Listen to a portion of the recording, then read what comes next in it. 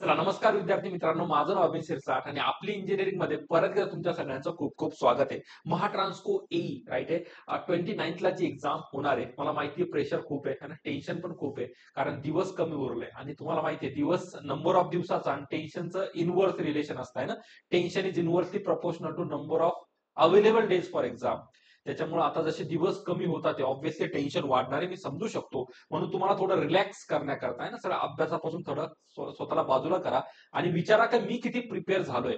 कारण फक्त स्टडीज करत राहिले, स्वतःला हा क्वेश्चनच विचारला नाही की बाबा माझा सध्याचं स्टँड काय, म्हणजे मी किती चांगल्या लेवल पर्यंत किंवा किती चांगला अटेम्प्ट एक्झामला देऊ शकतो. स्वतःला नक्की प्रश्न विचारा. फक्त मूर्खासारखा डेली वाचतं ते उघडतं ते पुस्तक झोपतं ते मानो हा कुठेच जात नाही, हा मार्ग कुठेच जात नाही है ना. डेस्टिनेशन हवं असेल तर स्वतःला विचारत चला की मी स्वतः किती इम्प्रूव्ह होतोय. आणि त्यासाठी एक छोटासा चांगला अप्रोच घेऊन आलोय की या शेवटच्या 7 दिवसामध्ये तुम्हाला स्वतःला कसं प्रिपेअर करता येईल, स्वतःचा कॉन्फिडन्स कसा बूस्ट करता येईल आणि परीक्षेचा शेवटी इम्पॉर्टंट बाळगतो परीक्षेचा अटेम्प्ट देणं, तो अटेम्प्ट किती चांगला देता येईल या सगळ्या गोष्टींसाठी आज थोडंसं है ना एक व्हिडिओ घेऊन आलोय. बघा, मी जो कोर्स तुम्हाला रिकमेंड केला होता महाट्रान्सको एई करता है ना, आपला क्रॅश कोर्स, विश्वास ठेवा भरपूर मुलांचे पॉझिटिव्ह फीडबॅक मला मिळाले की कोर्स चांगला चालू आहे, सिलेबस रिवाइज सुद्धा होतोय. पण बाळांनो आहे ना, शेवटी शेवटी ज्याही मुलांनी हा कोर्स माझा रिसेंटली बाय केला असेल, ज्यांनी केला नसेल, आणखी ही वेळ कुठेच गेलेली नाही. कारण बघा, सुरुवात होणं कधीही महत्वाचं असतं, सुरुवात कधीच लेट नसते. आपण अटेम्प्ट करतोय हीच खूप मोठी गोष्ट आहे. तर या कोर्समध्ये जे तुम्हाला मी नंबर ऑफ टॉपिक्स, मी काहीतरी 10 सब्जेक्ट ऑलमोस्ट कव्हर केले विथ प्रत्येक सब्जेक्टचे 5 ते 6 व्हिडिओ आणि त्याच्यामध्ये कम्प्लीट तुमचं एक्झामला विचारलेल्या न्यूमेरिकल्स, एक्झामला विचारल्याने कॉन्सेप्ट एवढेच आपण आहे ना समुद्रामधून जे म्हणतो ना तळ खोदणं, अशा प्रकारची स्ट्रॅटेजी आपण अवलंबली आहे. तर आता या 7 दिवसामध्ये ज्यांनीही हा कोर्स बाय केलाय ना बाळा, त्यांनी तर पहिले रिलॅक्स होऊन जा. कारण स्वतःला सांगा की मला एवढे जाडजाड पुस्तकं वाचायचे नाहीये, माझा सिंपल आहे, मला दररोज 5 ते 6 व्हिडिओ संपवायचे, माझं आरामात सिलेक्शन होतंय कारण मी कॉन्सेप्ट सगळे करून जातोय है ना. तर याच्यासाठी अगोदर इम्पॉर्टंट सब्जेक्ट निवडा, जिथून एक्झामला कुठेतरी बाळगून तुम्हाला क्वेश्चन्स विचारले जातात. क्लिअर आहे. बाकी आपली इंजिनिअरिंग सगळ्यांना टेलिग्राम चॅनल माहिती, जॉईन करायचे बाळांनो. ह्याच नावाचं ऍप्लिकेशनही आहे. आणि या ज्या टेक्निकल कोर्स बद्दल मी आज डिस्कशन करायला आलोय की याच्यामध्ये किती स्मार्टली तुम्ही स्टडी करू शकता, किती स्मार्टली तुम्ही हा कम्प्लीट सिलेबस लवकर संपवू शकतात, याची लिंक सुद्धा मी डिस्क्रिप्शन मध्ये दिली आहे ना. तुम्ही तिथं हा बाय करू शकतात. रेस्ट पुढच्या गोष्टी म्हणजे ना बाळांनो, पहिले असे टॉपिक जे परीक्षेला हायली विचारले जातात है ना, हाय लेवलला क्वेश्चन तिथून पडतात, ते हे 10 टॉपिक्स आहेत.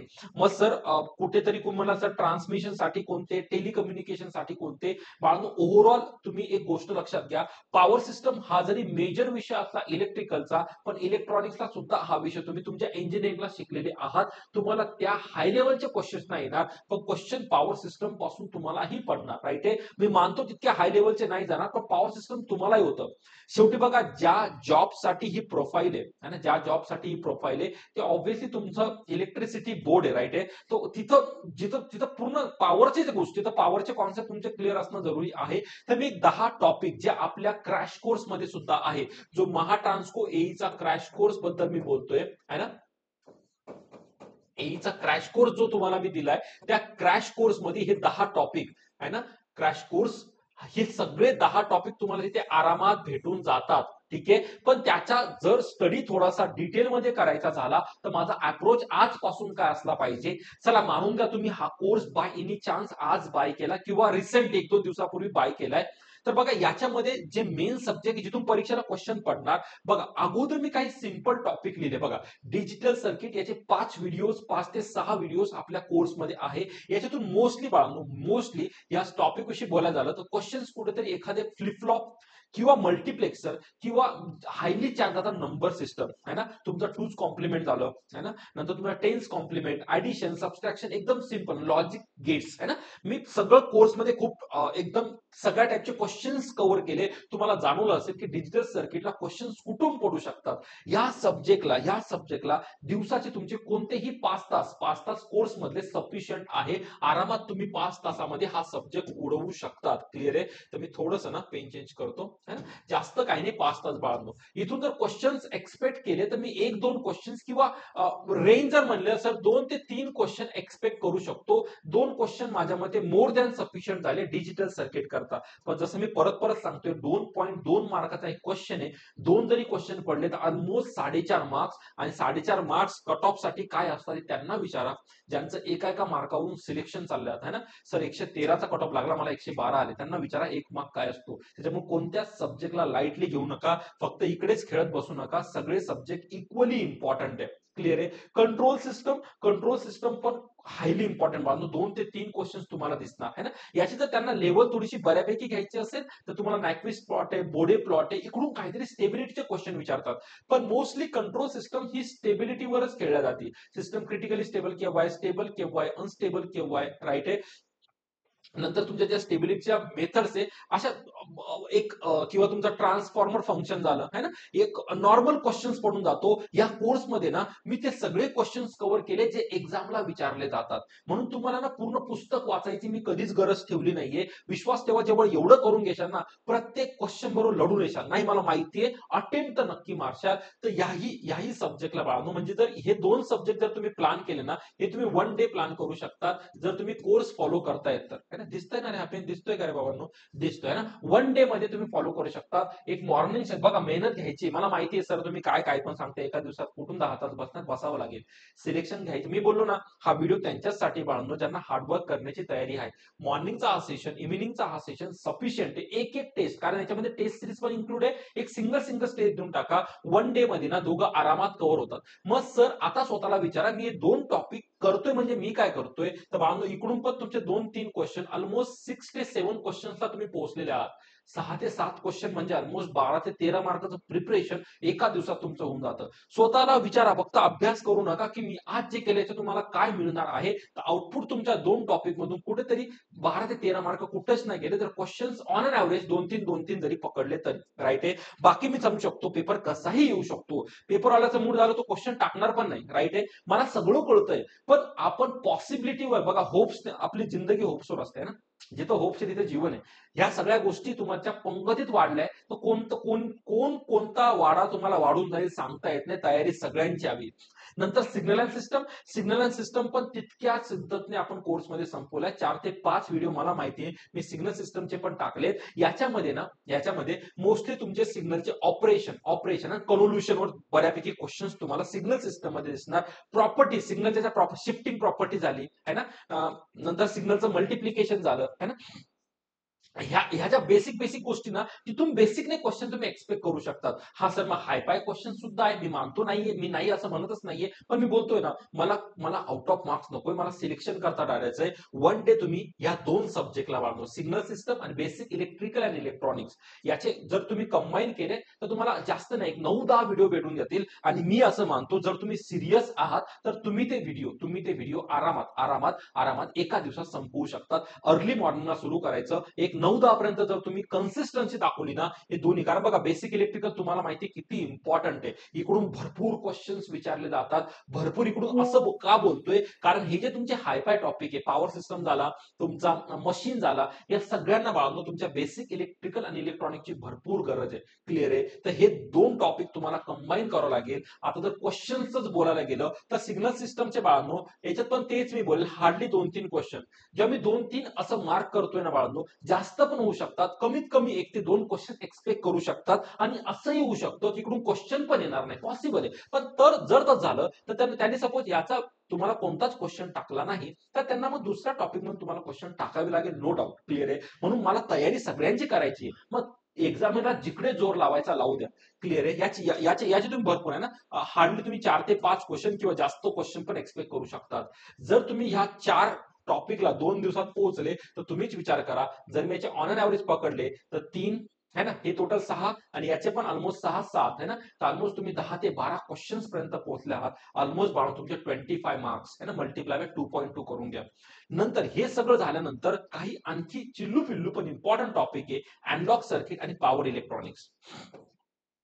खूप महत्वाचे टॉपिक आहे. पॉवर इलेक्ट्रॉनिक्स मध्ये सगळ्यात जास्त इम्पॉर्टन्स मी एससीआर ला देतो, तुमचा सिलिकॉन कंट्रोल रेक्टिफायर है ना, त्याच्यावरून भरपूर सारे क्वेश्चन्स तुम्हाला परीक्षेला तुम्ही बाकी मॉसपॅटचे एफईटीचे क्वेश्चन असतात, तर तेच मी कन्सिडर करून आपल्या कोर्समध्ये मी खूप स्मार्टली बाळांनो ज्या ज्या ज्या ज्या कंपोनंट्सवर क्वेश्चन विचारले ना, ते कंपोनंट आपण खूप डिटेलमध्ये कव्हर करून घेतले. मग एससीआरच्या लेअरवर क्वेश्चन जातात, नंबर ऑफ जंक्शनवर क्वेश्चन येतात, कोणता फॉरवर्ड असेल, गेट करंटचं काय इम्पॉर्टन्स आहे है ना, बाकी मग माझं बाकी माझं ब्रेकडाऊन कुठे होतंय, ब्रेकडाऊनचं व्होल्टेज काय असेल है ना, हे सगळे क्वेश्चन्स आपण खूप प्रॉपरली कव्हर केले. अॅनालॉग सर्किट म्हणलं तर मी बघतो ओपॅम कडे. आपल्या कोर्समध्ये मी ओपॅम वर बाळांनो सेपरेट सेशन घेतले.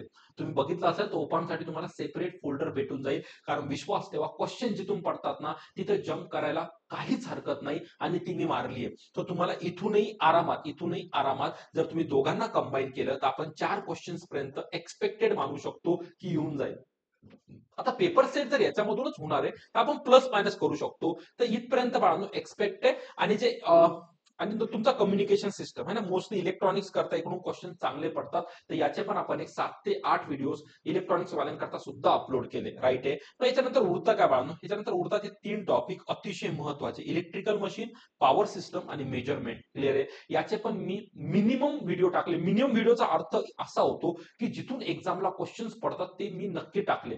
आणि ह्या याच्यामध्ये इलेक्ट्रिकल मशीनचे जे रिसंट आपले जे चालू आहेत ना, ते व्हिडिओ तर तुम्हाला भेटेलच, युट्यूबवर चालू आहे. ऍडिशनल व्हिडिओ सुद्धा बाळांनो आज अपलोड होऊन जातील, त्याच्यामध्ये तुम्हाला ऍडिशनल मशीनची प्रॅक्टिस करता येईल. प्रॅक्टिस म्हणजे क्विक रिव्हिजन टाइप तुम्हाला याच्यामधून करता येईल. तर असा हा कॉम्बो कोर्स बाळांनो है ना, ज्यांना कोर्स बद्दल थोडं डिटेल होतं ना, असा एक कॉम्बो कोर्स ज्याच्यामध्ये हे 10 जर टॉपिकला मी 5 व्हिडिओने जरी मल्टिप्लाय केलं तर ऑलमोस्ट 50 है ना, पण व्हिडिओज मला माहिती 50 ते 55 व्हिडिओज चा हा कंप्लीट पॅकेज तुम्हाला प्रत्येक सिलेबसला बरोबर हात लावून घेऊन जातो. म्हणजे परीक्षेला कसाही क्वेश्चन फॉर्म झाला तुम्ही बरोबर अटेम्प्ट करू शकतात. मग सर याने आउट ऑफ मार्क्स येणार का? बिलकुल येणार नाही, पण एक्झाम क्लिअर होईल इतकी लढाई तर तुम्ही नक्कीच लढून घ्यायचा. क्लिअर आहे. आणि याच्याबद्दल याच्याही पलीकडे तुम्हाला जे भेटते बाळांनो त्याला बोलतात टेस्ट सिरीज. याच्याबरोबर आपण टेस्ट सिरीज इन्क्लूड केली, ज्याच्यामध्ये topic wise plus plus plus topic wise plus आपण ना फुल लेंथ टेस्ट इन्क्लूड केली आहे. तर आणि जर तुम्ही हा कंप्लीट पॅकेज या 5 ते 6 दिवसामध्ये, आता मला माहिती आहे थोडं डिफिकल्ट आहे, डिफिकल्ट नाही असं म्हणत नाही, पण इम्पॉसिबल बिलकुल नाहीये. प्रत्येक दिवशी 24 आवर्स भेटतात आणि मी तुम्हाला 10 घंटे काढायला लावते, 5 प्लस प्लस 10 तास है ना. बघा, जर प्रत्येक एका दिवसाचं करताय तर हे सगळं तुमचं 5 दिवसातच कव्हर होतं, 5 डे मध्ये संपून जातं. कारण बघा टोटल 10 सब्जेक्ट आहे, 10 एक दिवशी तुम्ही 2 कव्हर करता, ते 5 दिवसात संपलं. 6व्या दिवशी एक फुल लेंथ टेस्ट दिली, 7व्या दिवशी रिलॅक्स म्हणून तुम्ही रिलॅक्स माइंडने इव्हिनिंगला पेपर आहे ना, रिलॅक्स माइंडने इव्हिनिंगला 4:30 ला पेपरला जाऊ शकतात. विश्वास ठेवा, तुम्हाला कमीत कमी एक सॅटिस्फॅक्शन असेल की पेपर चांगला अटेम्प्ट देऊन आलो. या सगळ्या कोर्सचा एकच अप्रोच बाळगणं, जेव्हा तुम्ही एक्झाम देऊन घरी येशाल ना, तुम्हाला असं नको वाटायला अरे थोडं वाचून घेतलं असतं तर बरं झालं असतं. बिलकुल नाही, लढून आलोय, स्वतःची लेवल दाखवून आलोय.